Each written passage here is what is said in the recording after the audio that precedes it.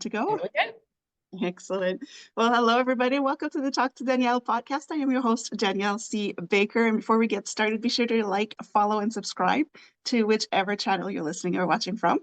And of course, with season 2, this episode is brought to you by the Self-Esteem Doctor Online Academy with the amazing Dr. Simone Alicia. She has a wealth of resources there to help with your child's self-esteem and confidence and so much more. So I'll put the link in the description so that you can have a look. I highly recommend it. And today we have an amazing guest. I am really excited to have her on because I think we've been talking quite a bit, and it's just some wonderful work that's being done to help the communities and to help families. And I'm all for that, of course. So I have the lovely Dr. Stephanie Montgomery from Build a Brain. And I'm going to let her explain a little bit of what she does. So thank you so much, Stephanie, for coming on and chatting with me today. Absolutely. I'm excited to be here. I've been looking forward to it. And Danielle, as we've talked several times previous to this podcast being recorded, I think each time we could have recorded and had some really good material because we go very quickly from pleasantries to let's talk about the work. So I'm excited to spend some time with you, and we're capturing it today. So thank you for that opportunity. It's funny that you brought that up because I did think about that throughout our conversation. I was like, I should be recording this. This is amazing. But we're going to touch on some of those things today. But before we start, can you Okay. kind of briefly share your story? Tell us about you and how about yourself and how you got to where you are today. I would love to. Thank you for that chance. So I recently moved to Pensacola, Florida, about 6 months ago. And so I grew up in Georgia. I worked in early childhood education. So I worked at the classroom level, a kindergarten, first, second, and third grade teacher. I was a literacy coordinator for a school district. Really enjoyed that work and was able to impact classroom instruction from a district perspective. So looking at curriculum and professional development and training and support for teachers, as well as continuing to work with parents. For over 25 years, I have worked with children in private tutoring. Most recently, the past 7 to 8 years, focused on dyslexia and language delays. After I left the school district, I went to a state regional position. So I was able to work with 17 school districts supporting the state's initiatives. And so that furthered my scope of work, and I really appreciate the autonomy that I had to be able to learn about how different cultures and communities operate within a formalized institution such as a school setting, and also had many opportunities to work with community agencies and philanthropic charitable work alongside the work that I was doing for the state of Georgia. So I recently retired from the state of Georgia, and that's what precipitated my move down to Florida.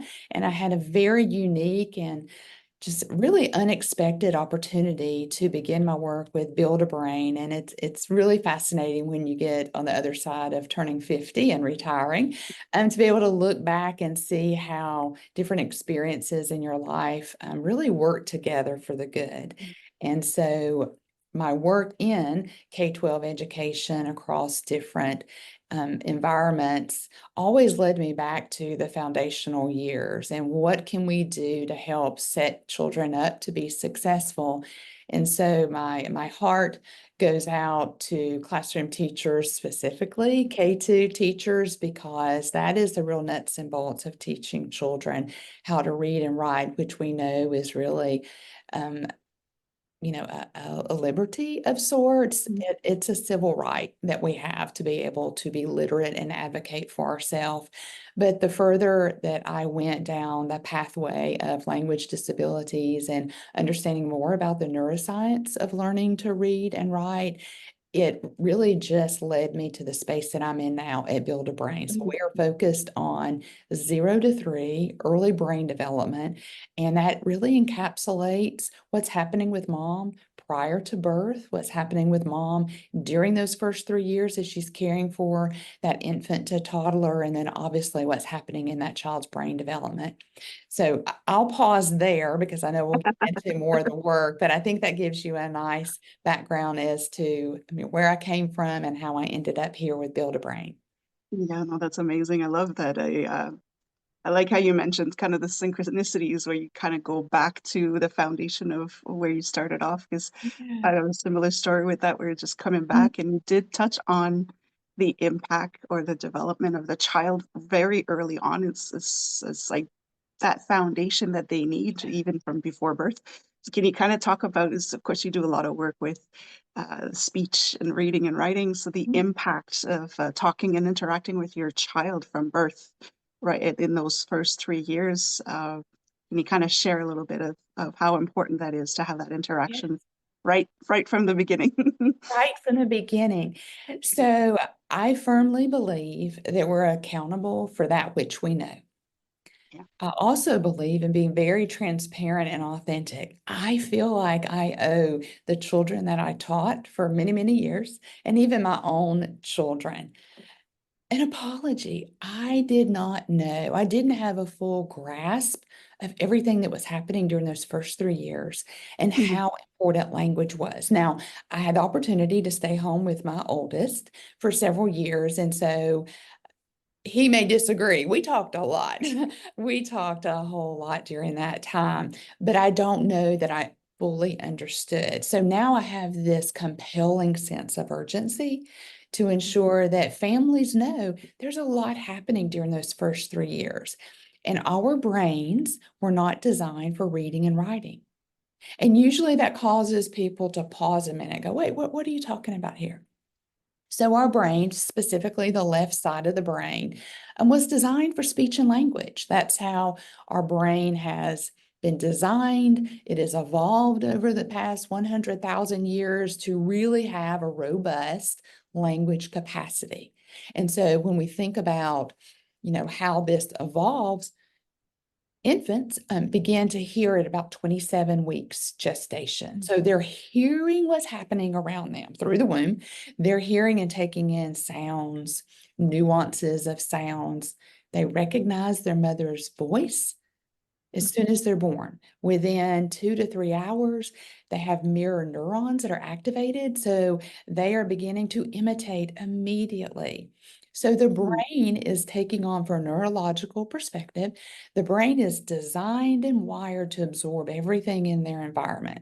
So if a child does not have the opportunity to have rich language prior to starting school, they really are at a disadvantage for learning what we call in a school setting phonics, when we're attaching the sound, the phoneme, to the grapheme, the letter representation. That is what constitutes a rewiring of the left side of the brain to take the foundation of language and speech and layer on the printed piece of it. So I think, going back to what I said and owe an apology, I think if I understood a little bit more about how the brain is designed to be ready to read and write, I think I would have placed more of an emphasis and increased my understanding on just how important it is just to talk.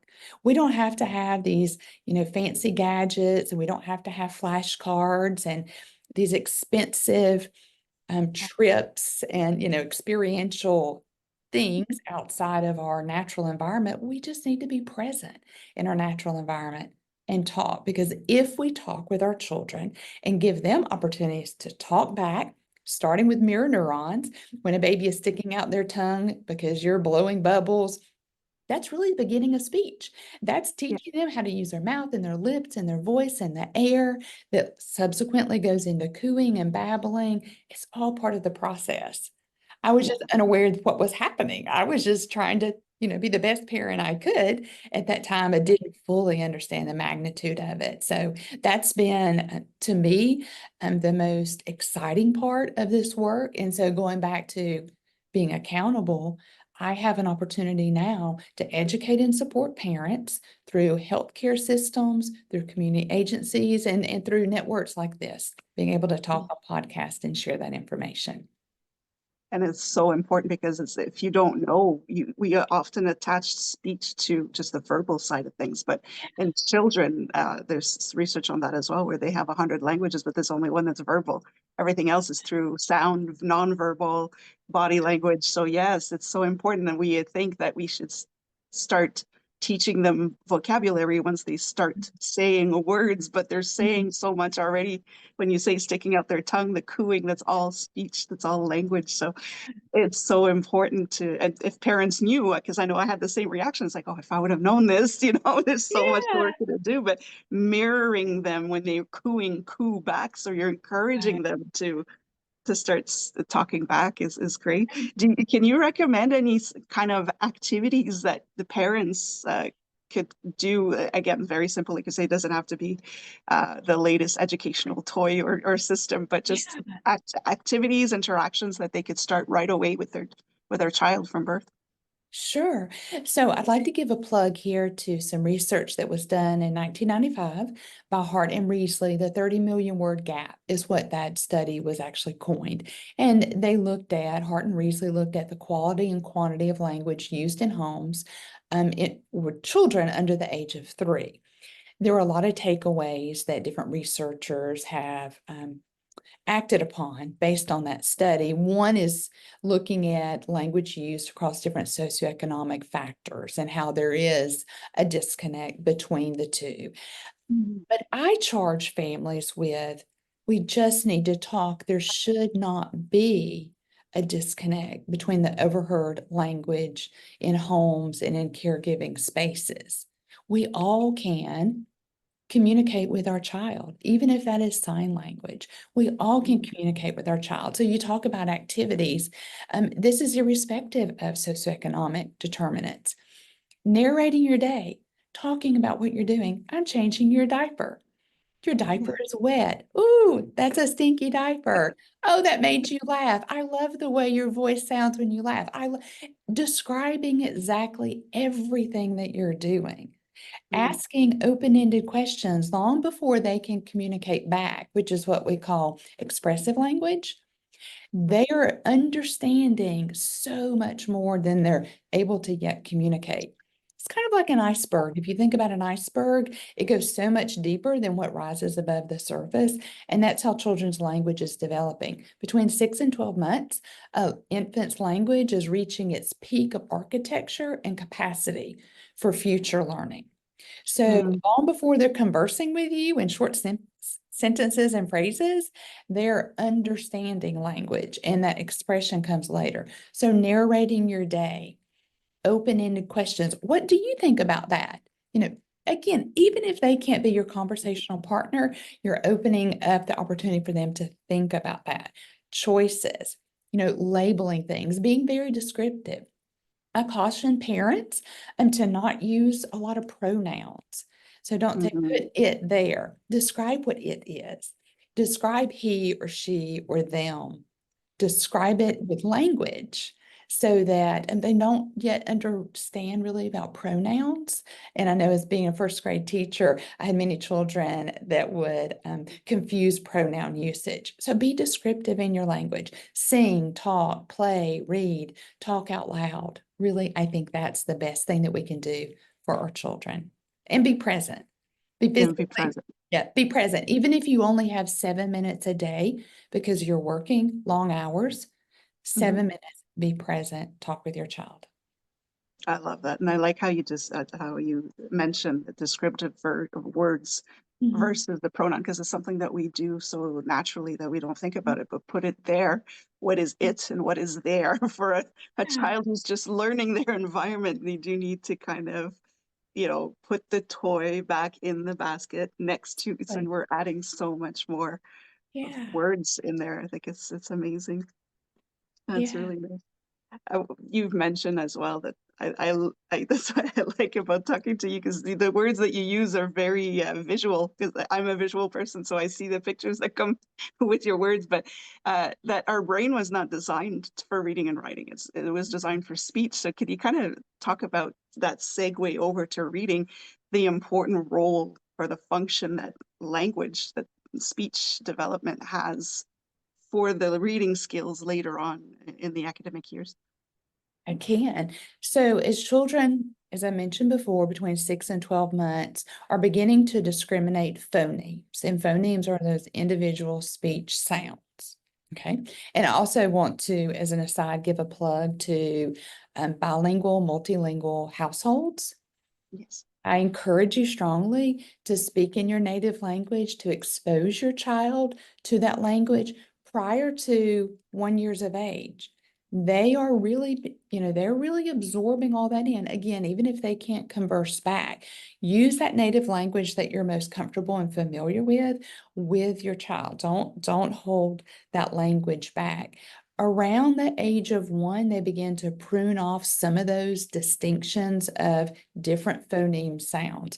Not to say that you can't start at age 1, but if you want to get the most impact for that future language capacity and to be able to speak flexibly between different languages, really, it starts before the age of 1. I digress.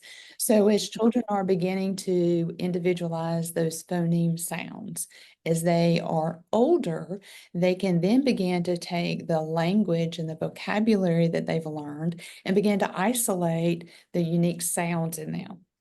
And then as they get a little older, then we began to layer on what are the printed graphemes, is what we call them, but the letters that match those sounds. It's a natural development and progression.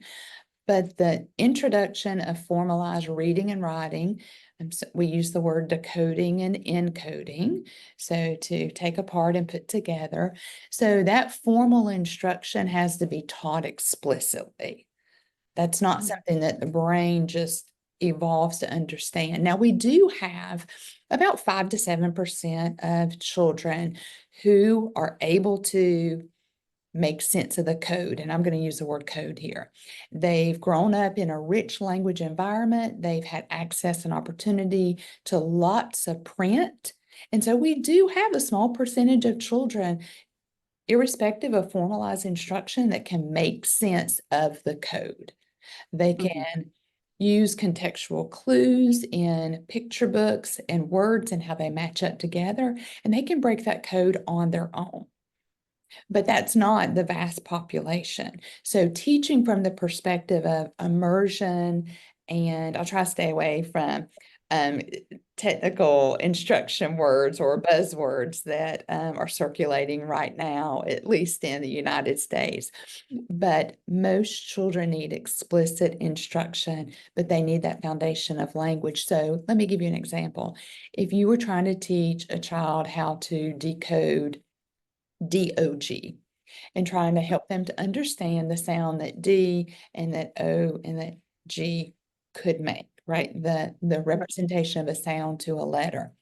If the child hasn't had experiences in what a dog is, they haven't touched or heard or seen or experienced through a book, that doesn't hold any meaning. So in Broca's area and the part of the brain where you have meaning, or we can use the 4-part processor where you have the letters and the sounds that come together to attach meaning. And what does that meaning mean in speech and print?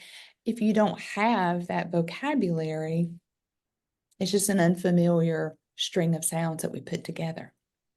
Right. So I don't know if that answers your question or went too technical with that, but you have to have both. We can't out strategize Right.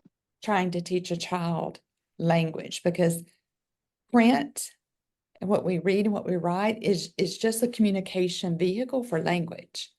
We've Yes. had language. It's just we needed to curate that language or to be able to share that language with more people than was just in our environment. That's why we created symbols, Yeah. to be able to communicate or to curate language and pass that down to other people. I love that.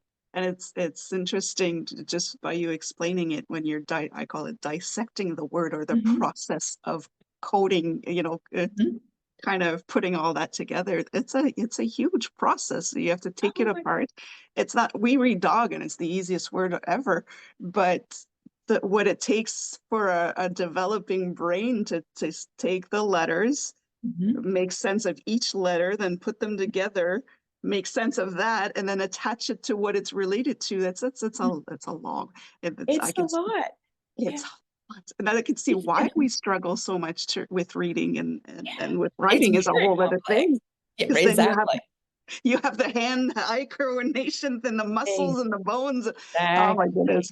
I've Well, got and I'll give a plug here. For many, many years, we talked about reading and writing being reciprocal in nature. mm, And it's really not reciprocal in nature, in that, and you just mentioned, yeah, when we think about the word dog and we begin to break it down and think about the individual sounds and what are those letters or graphemes that are representation of that sound we're trying to put into print what's in our head, right? There are extra steps. How do you form the letter D? You know, yeah, how does your hand work to produce the letter D? And so it is very complex. And so conversely, you know, I said, I wish I'd known what I know now when I was in the classroom and raising my own children. I also feel just overwhelmed by how complex this work is and amazed that as many people can read and write as there are. So it's very understandable why we have this illiteracy mhm, problem, I guess, for lack of a better word. Um, and I really do think that we've traded one problem for another. One, we maybe didn't have an awareness of the importance. We had and maybe families going back into the workforce and we have children not in their natural environment. Others are caregiving for them. And then we move along and evolve as a nation and a country. And then now we have screens and devices that we're yes. trying to augment that natural environment. And there's so much research that is continuing to come out, not just as a result of the pandemic, but I think it illuminates a larger problem. I mentioned the study in 1995 where they looked at the differences across socioeconomic factors. And while I Yeah. would advocate that doesn't have to be the case, we can mhm, all talk with our children and communicate. Now we have a different problem. You know, now we have screen times that are interfering with the emotional control and development that's happening in young children. It really hijacks the limbic system. And so Yeah. while we may think that giving a child a tablet or a device helps to calm them down, it really is dysregulation. It doesn't equip our children to be able to self-regulate. And so we're Right. seeing lots of research come out about anger and outburst in a social setting when children start preschool and in kindergarten settings. And that can be tied back to an increase screen time. Yeah. Recently, I read screen time that said a 3-year-old who has an hour of screen time misses 68 conversational interactions with an adult or caregiver. 68. Well, that's cumulative. The AAP is recommending no screen time under the age of 2 and between mhm, 3 and 5, 30 minutes a week. And so you can see exponentially if a child is on a screen for an hour a day, and unfortunately the averages are a lot higher than an hour a day.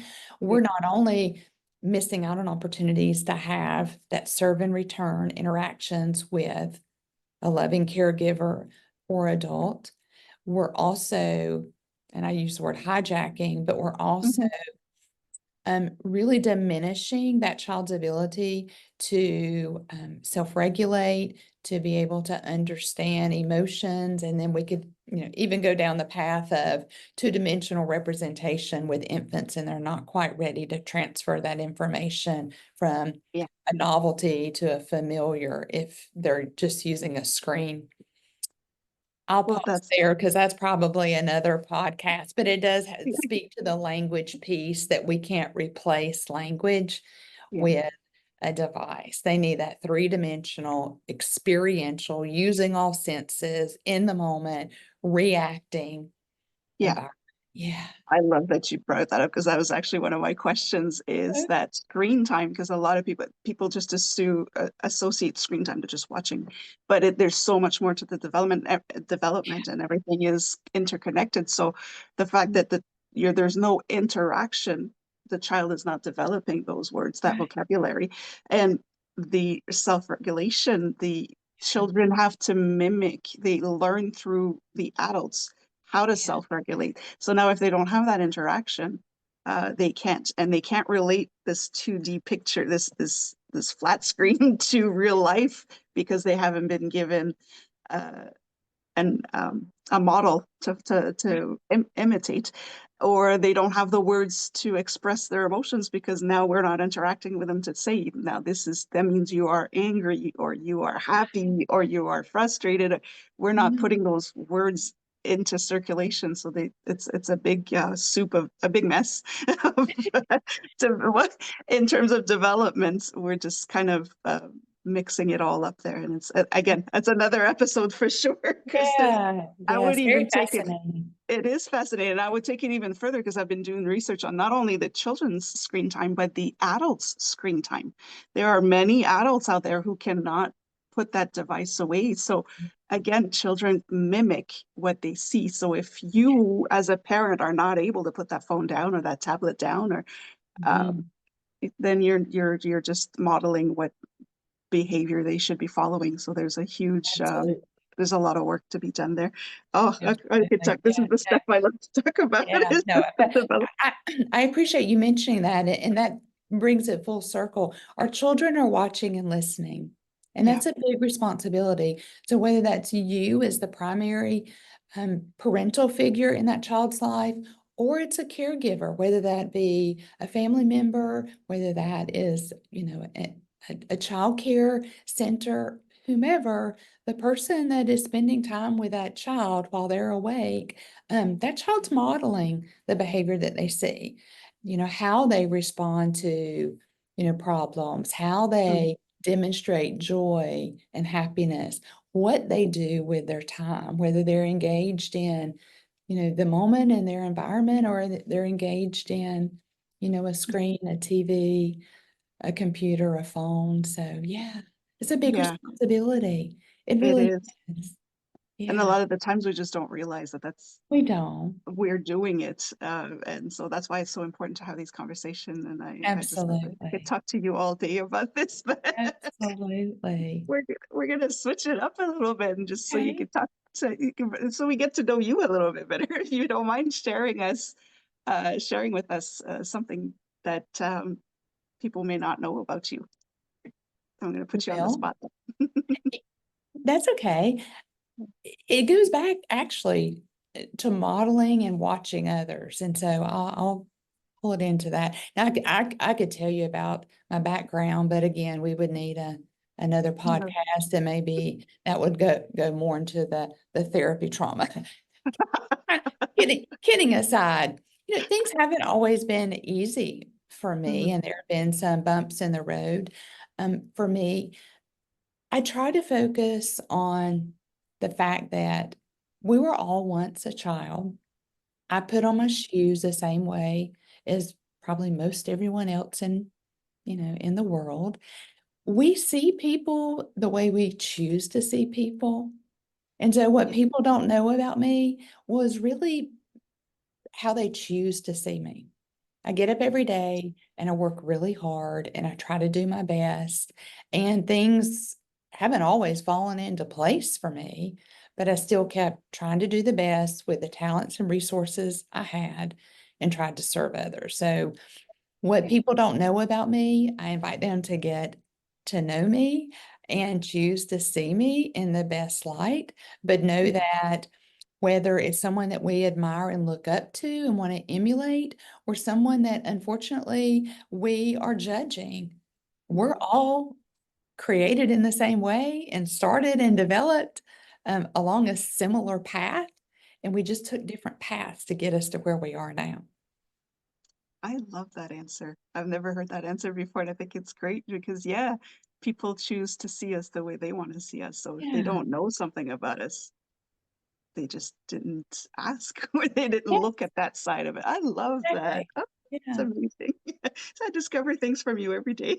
Oh, I love that. Is there any advice you wish you would have had sooner in life, just to make things easier for you, or so, some kind of wisdom you'd like to pass on to others to say, this will make it so much easier than not knowing about it. I think grace is really the best. Give yourself Uh, grace. And it really goes back to what I said a few minutes ago. moms and dads, grandparents raising grandchildren, foster Mhm. families, an older brother raising a younger sister. Give yourself grace. Yeah. Absorb as much information as you can.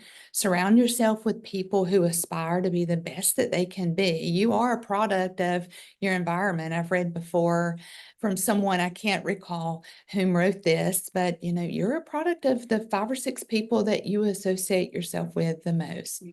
Surround yourself with good people who care about others and give yourself grace every day. Get up and try again. Do your very best with the talents and resources that you have. And we are accountable for the information that we have been exposed to. And so if we know that early brain development and language acquisition is important, then we're accountable to that. And we need to do a good job with communicating. It's not too late. And at Build a Brain, we often talk about, we want to save, everyone. We want to make it Yeah. easier for everyone. And the one way that we can is by educating. And while we may not be able to change the trajectory of that mom or dad or family's life in this moment, we Mhm. absolutely can change the trajectory of that child's life in That's right. this moment. So putting down any past things, experiences that have happened or have not happened for you. Mhm. We have the opportunity to change moving forward by being present, by nurturing interactions, by building language, being present, and pouring ourselves into those infants and toddlers that we've been given the opportunity to be invested in. Yeah. No, that's great. That is great advice. Is we do what we can with what we have, and Yes, just to accept, and yeah, grace is so important. Um, yes. so important. Great advice. I hope What that is was okay to say on this podcast. absolutely, there's It's no my motto to live by. no, exactly. No, I don't filter anything. It's Okay. exactly the way people need to hear the message, and Okay. that's wonderful. Yeah, absolutely. What is new for Build a Brain? Is there anything coming up? Is there a Oh, new yeah. incentive? Is there a new project coming up? Yes. So, Build a Brain, we started as a national company to scale. I don't know if your audience knows. The work began 2017 to 2019 in Pensacola, Florida. Um, they worked with the University of Chicago under the leadership of Dr. Dana Suskin, a Mhm. cochlear implant surgeon. And the work began in Pensacola, looking to see if simply by showing a video as part of the discharge process on the mother baby floor about the importance of the first 3 years and the critical brain development that's happening in those first 3 years and what parents can do. And we Yeah, mentioned in the video, put down the screens and talk with your child. But the study 2017 to 19 was to look to see if that one simple thing could make a difference. And so we did see in our surveys from families that we can increase education, we increase that knowledge base from which we can move forward with. Since that time, additional resources, tools, community support has been brought in. So many things have been layered onto that. But about 2 years ago, coming up on 2 years, Build a Brain as a company was formed to take that work that had started in Pensacola and make it a national company to scale the work. So we are working across multiple states in the United States and so excited about that work. We stay true to the healthcare system being the pillar of that work because we do have the unique opportunity to get in front of most every mom delivering in a hospital setting. And so whether that's moving upstream in prenatal classes and working with obstetrics or right up into discharge, we believe that 100% of families deserve the opportunity to know what's happening in their child's brain development and be provided with books and videos and emails and text messages that follow them for 3 years so that they can grow along with their child chronologically and be told those activities and things that they can be doing as their child is learning and developing. So we continue to grow in that space. We're getting into the NICU space because we want to be able to honor those families who may have a different experience in those first 2 to 3 years. And because of a NICU, experience in the hospital, so there may be some developmental delays and their trajectory may look a little different, and we want to provide resources and supports for them. We are making our books audible so that families who need that audible version of our Baby Steps book can have that afforded to them. We're expanding the languages that our newsletters and the printed books are provided in. And we have media tracks now where bite size, the opportunities for parents to learn about descriptive language, asking open-ended questions. We have those available for our partners to use, and just respond to the research as new research is made available about infant mortality, postpartum mental health for our maternal population. So whatever research is out there, we try to respond to that by educating and working with our community agencies and healthcare systems to provide those supports to our families, caregivers, and ultimately that impacts our children. So lots going on, and excited to be part of this work. Yes, Thank you. that is amazing, and I honestly believe that it should be in every hospital, in every clinic, in every. It's just mothers are so overwhelmed, and families are so overwhelmed Mhm. leaving the hospital. So just to already Yeah. have the kind of roadmap that can help Yes. them is just incredible work. And thank Well, you so thank much. you.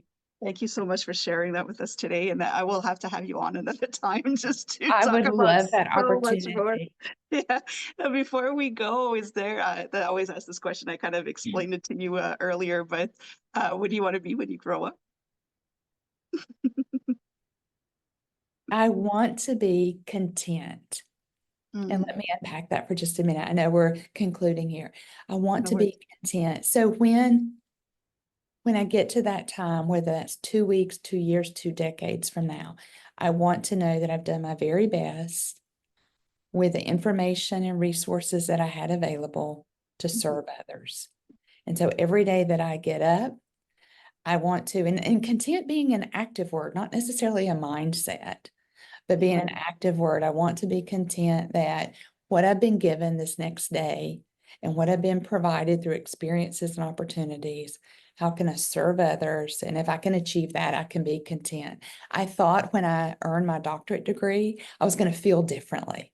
When I thought I got married, I was going to feel differently. When I thought I would have my first child, I'd feel differently. And while I absolutely did. It's really part of the journey. Yeah. And it's how you interact and give back to others. And so those titles and labels, Yeah. that those are fantastic. I'd like to get another degree, quite honestly, because I love learning.